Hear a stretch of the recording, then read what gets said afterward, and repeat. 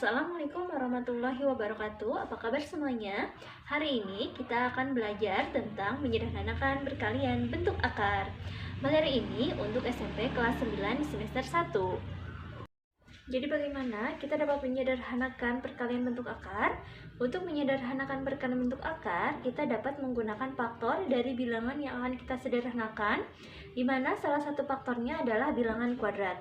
Dari faktor-faktor tersebut diperoleh akar kuadrat yang menghasilkan bilangan bulat, sehingga di dalam tanda akar menjadi lebih sederhana. Dalam menyederhanakan perkalian bentuk akar, kita membutuhkan bilangan kuadrat. Mana bilangan kuadrat itu yang seperti apa?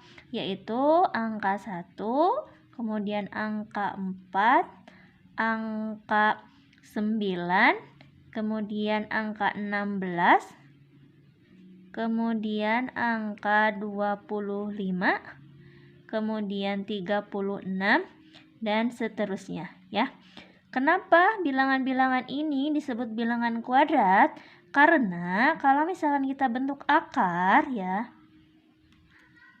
kalau misalkan kita bentuk akar, ini dalam bentuk akar berarti akar kuadrat dari 1 itu hasilnya 1. Karena 1 yang ini 1 itu hasil dari 1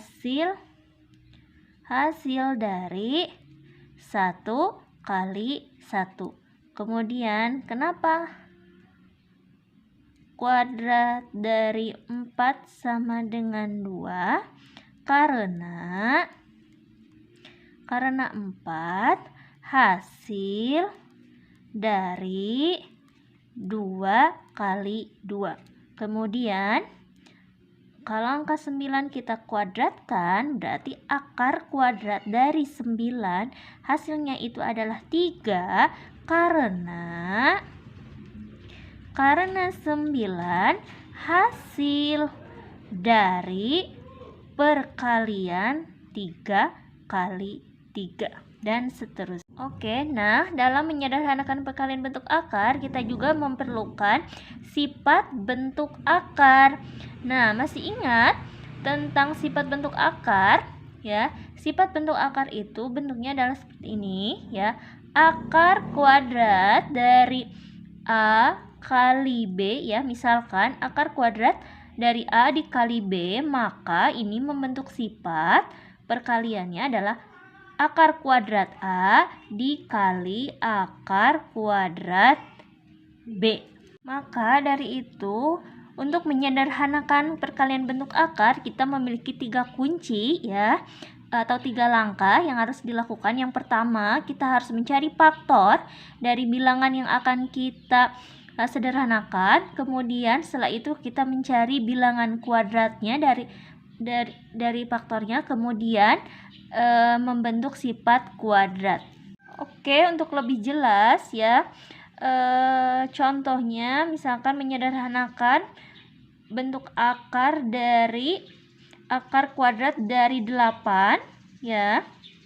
Yang ini kita cari ya, kita cari faktor dari 8 dengan cara menggunakan pohon faktor. Berarti 8 dibagi 2 itu hasilnya 4, kemudian dibagi 2 lagi menghasilkan 2. Sehingga faktor dari 8 itu adalah 2 kali 2 kali 2 ya. Setelah itu kita ke sini ya. Kita cari bilangan kuadrat. Masih ingat tentang bilangan kuadrat? Bilangan kuadrat itu angkanya itu adalah 1, kemudian 4, kemudian 9 ya. Nah, dari sini kita berarti rubah ke dalam bentuk bilangan kuadrat. Yang mana? Berarti yang ini 2 kali 2 itu hasilnya 4, kemudian dikali dengan 2 ya. Selanjutnya kita lanjut ke sini, sifat kuadrat. Berarti akar kuadrat dari 8 kita rubah ke dalam bentuk sifat kuadrat, yaitu hasil perkalian pemfaktorannya yang ini ya. Yang ini. Kita ambilnya yang ini. Berarti di sini sama dengan akar kuadrat dari 4 kali 2 ya. Kemudian sama dengan akar kuadrat dari 4 dikali akar kuadrat dari 2. Dari 2 ya, seperti itu. Kemudian sama dengan akar kuadrat 4 itu hasilnya berapa? Yaitu hasilnya adalah 2. Kemudian dikali dengan akar 2 yang ini ya. Maka hasilnya itu adalah menjadi 2 akar kuadrat dari 2. Oke, contoh selanjutnya yaitu akar kuadrat dari 75. Caranya sama, kita cari faktornya. Ya, berarti faktor dari 75. Berarti kita bagi dengan angka 5. Ya, karena satuannya 5. Jadi habis dibagi angka 5, maka hasilnya itu adalah 15. Oke, kemudian dibagi dengan 5, hasilnya adalah 3.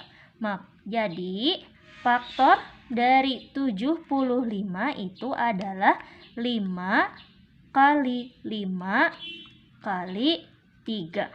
Ya, setelah itu kita cari akar bilangan kuadrat. Ya, bilangan kuadrat itu 1, 4, 9, kemudian 16, kemudian 25 dan seterusnya.